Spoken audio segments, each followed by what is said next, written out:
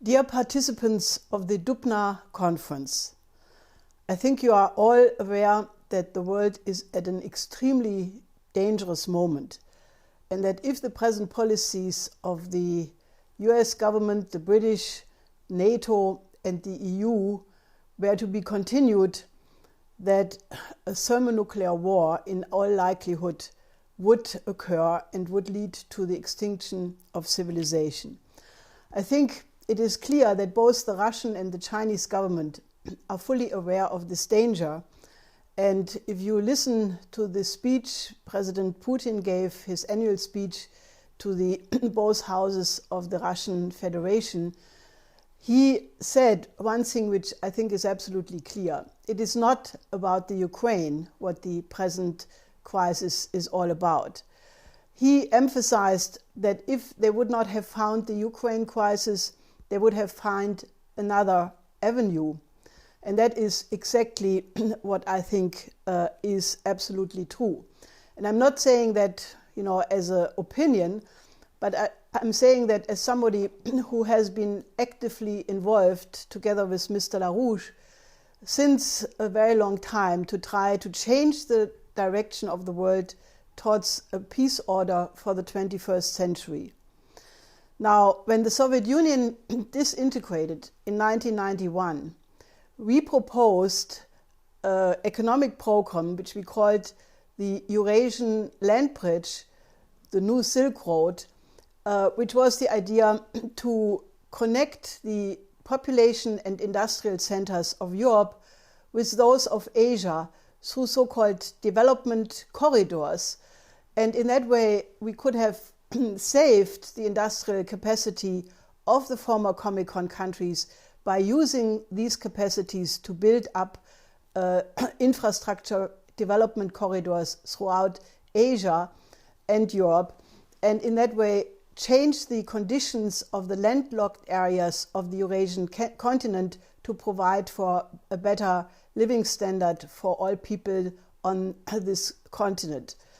Now, unfortunately, that was not what was the policy of the British and the American governments at that point, because they very clearly said and stated that their aim was at that point to turn Russia from a superpower into a raw material producing third world country.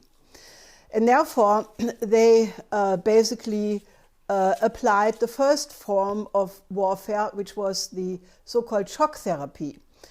Now, we've followed that very clearly because we had the plan to develop the Eurasian continent, and we saw that the shock therapy was never meant to do anything good to anybody, but it succeeded to reduce the Russian industrial capacities in only 3 years, from 1991 to 1994, to 1/3 of its then existing, of its level from 91.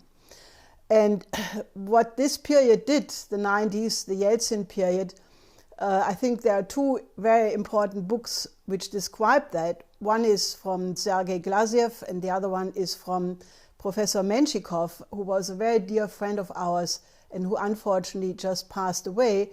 And they both describe that form of warfare as genocide.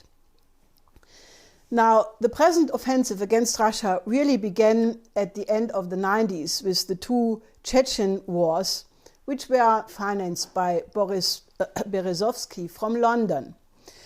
Now, also a big role played the American Committee for Peace in Chechnya, which was founded by the American neocons in 1999. And among the founding members were Brzezinski, Alexander Haig, Richard Perle, James Woolsey, Robert Kagan, who is still very important in the Obama administration, and he is married to nobody else but Victoria Nuland. And I'm pretty sure that it is that grouping to which President Putin referred in his recent speech when he said that these Chechen terrorists were received on the highest level and they were, who being murderers with blood on their hands, called rebels, freedom fighters and so forth by these people. Now, the aim already in the 90s, but especially since President Putin came back, was that of regime change in Russia, and also all the East European countries where still remnants of a pro-Russian attitude existed. And the promise not to expand NATO to the borders of Russia obviously were broken. Victoria Nuland, the wife of Robert Kagan, and who is now the Deputy Secretary of State in the State Department responsible for Europe and for Eurasia, was bragging in December 2013 that the American government spent $5 billion alone on Ukraine for the color revolution. Now, the Russian military, in the meantime, has clearly defined color revolution as a form of war, even if it's not declared. Also, Foreign Minister Lavrov has clearly stated that sanctions are not a device to change the policy of Russia, but simply to topple President Putin. Now, Putin in his speech said the real aim is the Yugoslavia model for Russia, the dismemberment of the whole state. And it is also clear that the EU association agreement, which started and triggered the Ukraine crisis, was aimed in the same direction, because it would have flooded the Russian market with cheap European Union products, destroying important capacities in Russia. Now, the Ukraine crisis was entirely caused by the EU and naturally by their American collaborators and, one can say, masters, because the so-called Maidan was the colored revolution activists, but this time reinforced through the old Nazi networks dating back to the Bandera period of the Ukrainian Nazis collaborating with the Nazi invasion in the 1940s. And these people were groomed in the entire post-war period by the CIA, by MI6, and by the BND.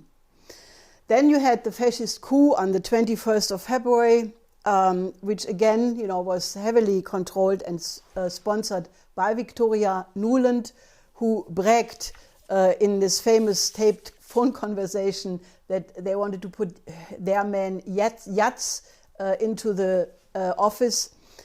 And, so this is entirely a combined warfare, color revolution, NATO expansion to the borders of Russia, sanctions, and therefore, when one listens to the former chief general of the general staff of the Russian army, Yuri Baluyevsky, who believes that the conflict between NATO and Russia is on the way, that it already has begun with an information war, with psychological pressure on the minds of the people, a demonization of Putin and China, by the way, and that military force proper will be only the final stage in this process that we are already seeing today. And when he was asked if he thinks it can be still stopped, he said, "Unfortunately, I believe it is no longer possible. The mechanism has been set in motion. Our adversary's aim has been clearly defined. While we are alive, they will try to prevent Russia from becoming their equal partner militarily or economically." Now, fortunately, that is only one reality. It is real, but there is another one.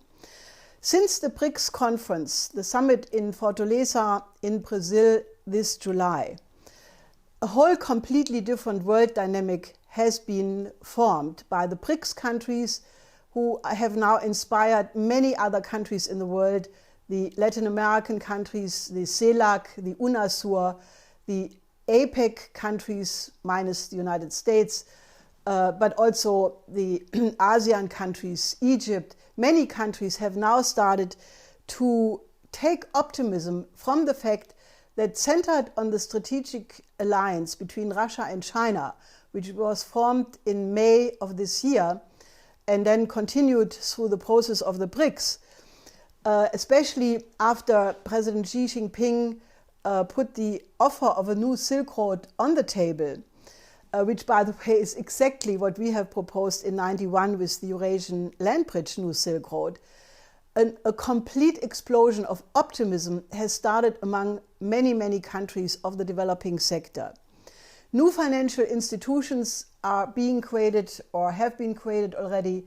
The Asia Infrastructure Investment Bank, the New Development Bank of the BRICS, the Shanghai Cooperation Organization Bank, the New Silk Road Development Fund, the Bank of the SAARC countries, the South Asian countries. And there is right now a complete change in the dynamic, because many projects which were intimidated by the IMF conditionalities for decades are now being realized. China is helping to build a second Panama Canal in Nicaragua. China is helping to build a transcontinental railway from Brazil to Peru. Nuclear cooperation is occurring between many, many countries. And if you look at the explosion of optimism, which, for example, is occurring in India since Narendra Modi is the Prime Minister, he has promised to build 100 new cities in India, to create 1 million jobs every month for the young people of that country. He has just announced that he will revive the 31 water management projects which were put on ice after the assassination of Indira Gandhi. China has done an economic miracle which is unmatched in the world. China, after the Deng Xiaoping reforms, was able to transform China from a very poor country into an economic miracle, which they accomplished in 30 years, what most countries of the industrialized sector needed 2 centuries for. And with the proposal of the new Silk Road, basically what China is offering is to take that Chinese economic miracle and let every country which wants to do so participate in that effort.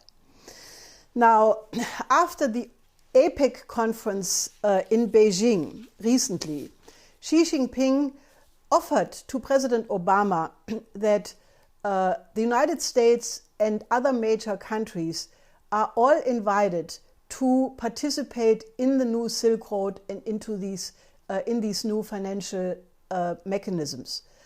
Now, it is my firmest conviction, it is not hopeless that that offer can be taken up. For example, in Germany, you have right now a complete revolt in the industry against the sanctions. Just yesterday, a new advertisement, an appeal to the government and the parliament was issued, signed by 60 important personalities from Schröder to Roman Herzog to Horst Telschik, the former head of the Munich Security Conference, and many others. And this is a reflection, and the title of this appeal, by the way, is War Against Russia, Not in My Name. So there is a resistance, and this is very important, and we have to make sure that the evil deeds of such people as Victoria Nuland are becoming known and that we counter this war propaganda. My husband has called for the removal of Victoria Nuland just to slow down this war machine. But I think the real remedy will only come if we eliminate the real cause for this war, and that is the fact that the transatlantic financial system is about to blow out. The collapse of the oil price is not only hurting Russia and Iran, it is potentially blowing out the entire transatlantic financial system, because the oil companies and the shale oil producers have accumulated $1 trillion debt, which they can only pay if the oil price is anywhere between $80 and $120. So we are looking at a repeat of the secondary mortgage crisis of 2007. Therefore, I believe the only real war avoidance policy is that we get the civilization into a completely new paradigm. We have to stop thinking in terms of geopolitical interests, and we have to define the common aims of mankind. And we have to define the present situation from the future. How do we want mankind to look in 10 years, in 100 years, in 1,000 years. And there the question of joint space exploration and such things will become absolutely crucial. Now, the immediate road to go this way is therefore to take up the offer of President Xi Jinping for the United States and Europe to join the new Silk Road. We have just produced a report which shows the unbelievable amount of projects and things for the future which would change and transform the face of the earth. And I think that this blueprint, the new Silk Road becomes the world land bridge, is something we absolutely have to make the major issue of discussion as the only alternative to the extinction of civilization. I'm optimistic that we can do it. That a guarantee I don't have, but I think it's worth the effort to try everything possible to change the agenda and to discuss the common aims of mankind. How do we get out of this crisis, and how do we create a world which is worthy of the dignity of man and of the identity of mankind as the only creative species in the universe?